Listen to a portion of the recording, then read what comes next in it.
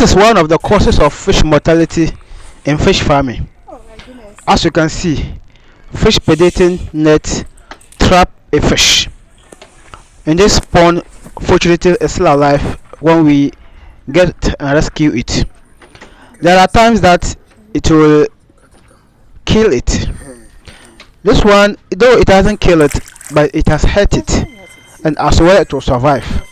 But because the fish is still strong, I believe it will survive. There are times it kills it. For instance, some time back, it trapped 7 fish in the pond, and out of the 7 fish, 2 survived, and all the 5 died. This is very sad. So that is the sad reality. So the fish predation net prevent fish predators from consuming the fish or from eating up the fish. But at the same time, if you don't do it well and you allowed portion of it to be in the pond, it also trap the fish. As the fish are moving, when they come in contact with it, it will trap them. And when you are not around to rescue it, or when you don't try to rescue it, it will kill it. So it is better when you have the predation net. Make sure that the edges are not in the pond, and when they enter the pond, remove the edges from the pond. Make sure that you always check the net. When it gets torn, then you mend it. If you cannot mend it and you can change a new one, that is very fine.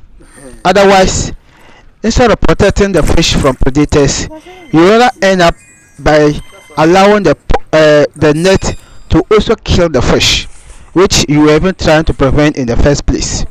So in as much as you have the predation net, make sure you practice it very well to prevent another loss of fish through that.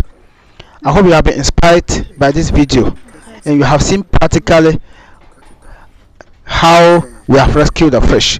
This is all what the channel is about. We share fish farming tips based on our experience and research.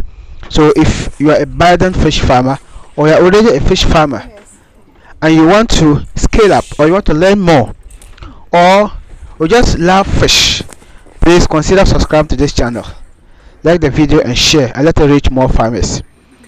And if you also want to take to the next level in the fish farming journey, I have a complete ebook guide that can help you. You can check that one out.